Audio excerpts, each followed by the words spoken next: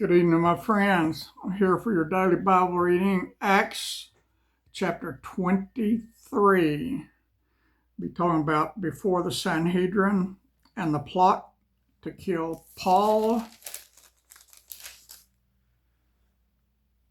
And Paul taken to Caesarea. So y'all ready? Here we go.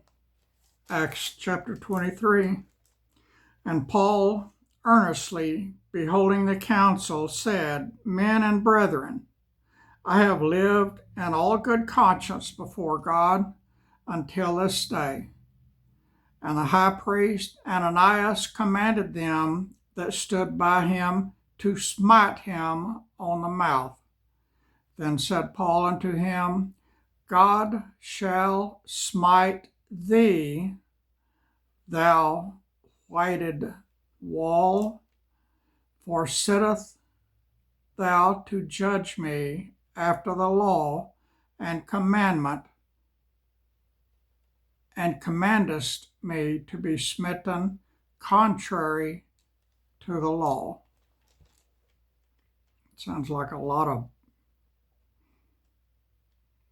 like today.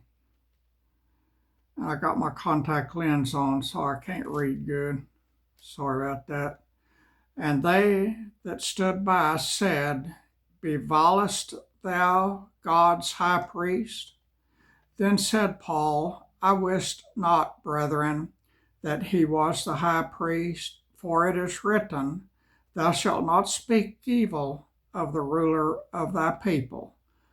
But when Paul perceived that the one part were Sadducees and the other Pharisees, he cried out in the council, Men and brethren, I am a Pharisee, the son of a Pharisee, of the hope and resurrection of the dead, I am called in question. And when he had so said, there arose a dissension between the Pharisees and the Sadducees, and the multitude was divided. For the Sadducees say that there is no resurrection, neither angel nor spirit, but the Pharisees confess both.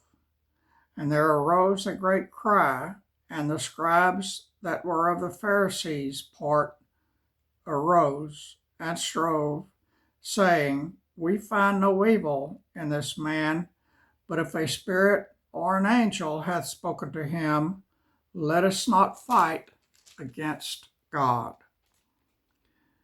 And when there arose a great dissension, the chief captain, fearing lest Paul should have been pulled in pieces of them, commanded the soldiers to go down and to take him by force from among them, and to bring him into the castle. And the night following, the Lord stood by him and said, Be of good cheer, Paul, for as thou hast testified of me in Jerusalem, so must thou bear witness also in Rome. And when it was day, certain of the Jews banded together and bound themselves under a curse, saying that they would neither eat nor drink till they had killed Paul. And they were more than 40 which had made this conspiracy. And they came to the chief priests and elders and said, We have bound ourselves under a great curse that we will eat nothing until we have slain Paul.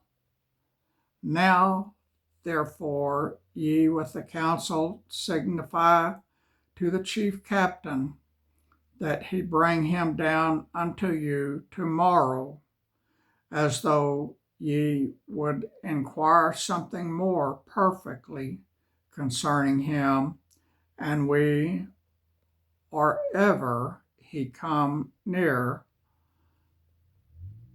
or ready to kill him. And when Paul's sister's son heard of their lying in wait, he went and entered into the castle and told Paul.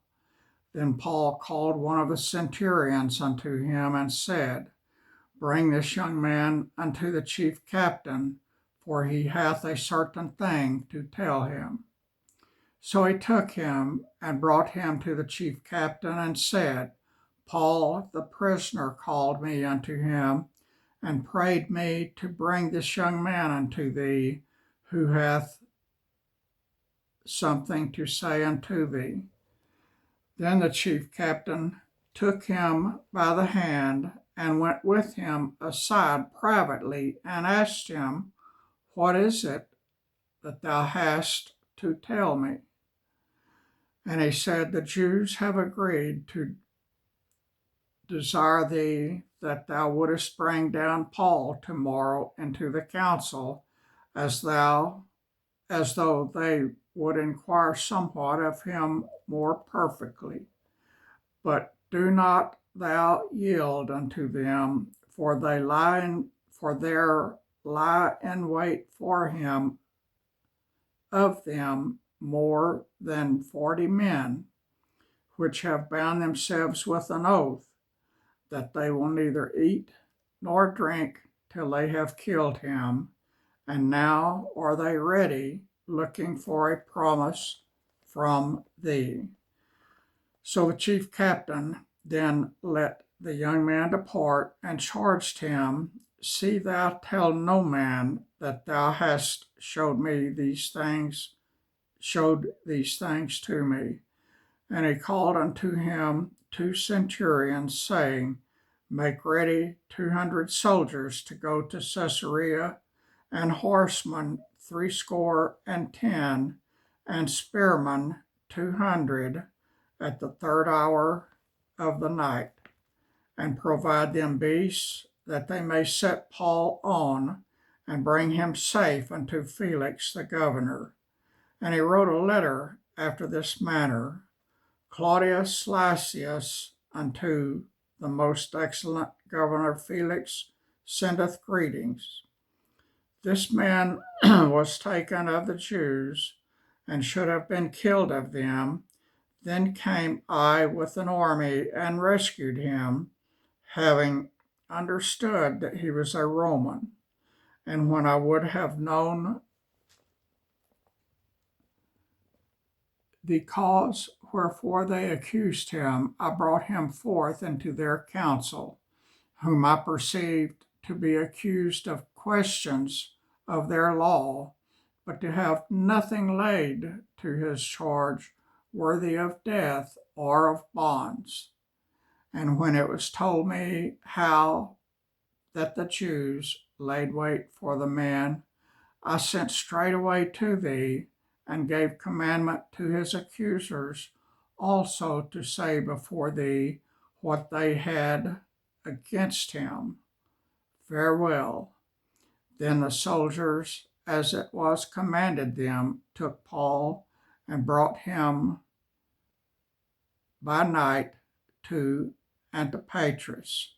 And on the morning they left the horsemen to go with him and returned to the castle, who, when they came to Caesarea and delivered the epistle to the governor, presented Paul also before him.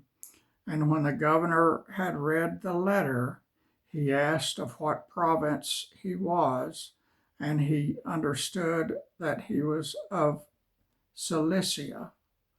I will hear thee, said he, when thine accusers are also come. And he commanded him to be kept in Herod's judgment hall. So that's chapter 23, and that's it, y'all. I am in mucho pain. Nicole's oldest son, who is in junior high, played football this evening, and she wanted me to go, so I went. And I love watching those kids play. I love it. But man, sitting on those metal bleachers for 2.5 or 3 hours, whatever it was, is not good for my back. My back is very angry at me. And I'm going to get comfy now and probably go to bed real early. I'm tired and I hurt. I did a lot today other than go to the football game.